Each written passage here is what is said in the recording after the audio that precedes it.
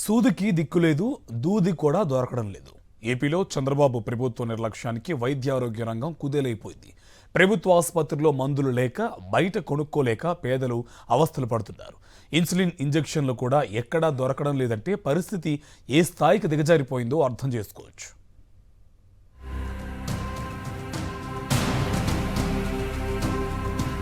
చంద్రబాబు ప్రభుత్వంలో వైద్యానికి నిర్లక్ష్య రోగం వచ్చింది.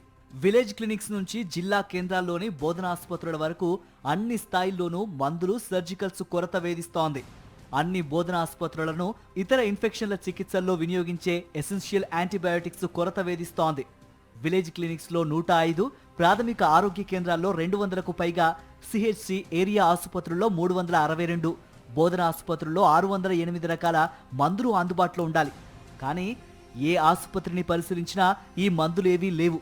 జ్వరం, గ్యాస్, బీపీ, నొప్పుల వంటి చిన్న చిన్న సమస్యలతో వచ్చేవారిని బయట కొనుక్కోమంటూ సిబ్బంది చిట్టీలు రాస్తున్నారు. సర్జికల్స్లో క్షతగాత్రుడే గాయాలను శుభ్రం చేయడం కోసం, కట్టు కోసం దూది, డ్రెస్సింగ్ మెటీరియల్ తెచ్చుకోవాల్సిన దుస్థితి నెలకొంది. షుగర్ పేషెంట్లకు ఇచ్చే ఇన్సులిన్ అన్ని ఆసుపత్రుల్లో కొరత ఉందని వైద్యులు, సిబ్బంది చెబుతున్నారు. అవుట్ పేషెంట్లకు నెలకు 3-4 అవసరం ఉంటే 1-2 ఇచ్చి మిగిలినవి బయట కొనుక్కోమని సూచిస్తున్నారు. ఉమ్మడి గుంటూరు, వైఎస్ఆర్, సీఎం సొంత జిల్లా చిత్తూరుతో పాటు మిగిలిన చోట్ల ఇదే పరిస్థితి కొనసాగుతోంది.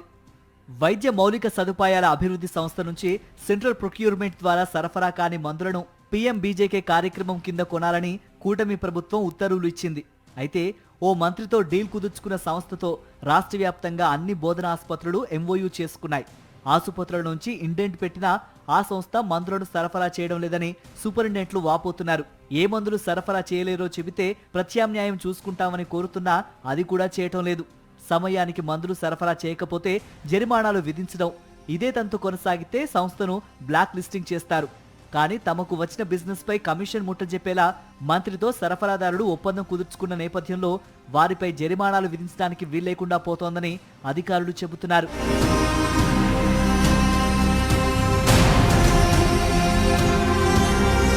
పేదల సంజీవని ఆరోగ్యశ్రీని కూటమి ప్రభుత్వం అంపశయ్యపైకెక్కించింది. బీమా రూపంలో ప్రజారోగ్యాన్ని దళారుల చేతిలో పెడుతూ సీఎం చంద్రబాబు ప్రకటన చేశారు. ప్రణాళికాబద్ధంగా పథకాన్ని నిర్వీర్యం చేయడం ప్రారంభించారు. ఆరోగ్యశ్రీ అమలుకు ప్రభుత్వం దగ్గర నిధుల్లేవు. కేంద్రం అమలు చేసే ఆయుష్మాన్ భారత్తో సరిపెట్టుకోవాలని స్వయంగా టీడీపీకి చెందిన కేంద్ర సహాయ మంత్రి పెమ్మసాని చెప్పారు. ఇందుకు తగ్గట్టే ప్రభుత్వం నెట్వర్క్ ఆసుపత్రులకు బిల్లు చెల్లింపులు సక్రమంగా చేయటం లేదు. ప్రస్తుతం 3,500 కోట్లు బకాయి పడింది. దీంతో చికిత్సలు అందించబోమని యాజమాన్యాలు స్పష్టం చేస్తున్నాయి. 2014 నుంచి 19 మధ్య చంద్రబాబు పాలనలోనూ ఆరోగ్యశ్రీని నిర్వీర్యం చేశారు. 700 కోట్లకు పైగా బకాయిలు పెట్టారు. వీటిని చెల్లించడమే కాక ఏడాది తిరగకుండానే అప్పటి సీఎం వైఎస్ జగన్ ఆరోగ్యశ్రీకి ఊపిరిలూదారు.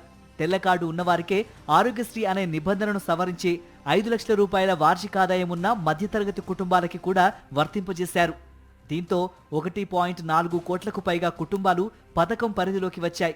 1059 ప్రొసీజర్లను ఏడాదిలోనే 2059కు, 5 ఏళ్లలో 3257కు పెంచారు. దేశంలో ఎక్కడా లేని విధంగా చికిత్సల పరిమితిని 5 లక్షల నుంచి 25 లక్షల రూపాయలకు పెంచారు. చంద్రబాబు ఏడాది పాలనలో ఒక్కటంటే ఒక్క ప్రొసీజర్ను అదనంగా ఆరోగ్యశ్రీలో చేర్చిన పాపాన పోలేదు.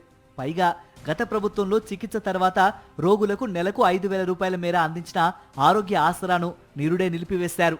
ఏడాదికి 400 కోట్ల మేర ఈ సాయం అందించాల్సి ఉంది.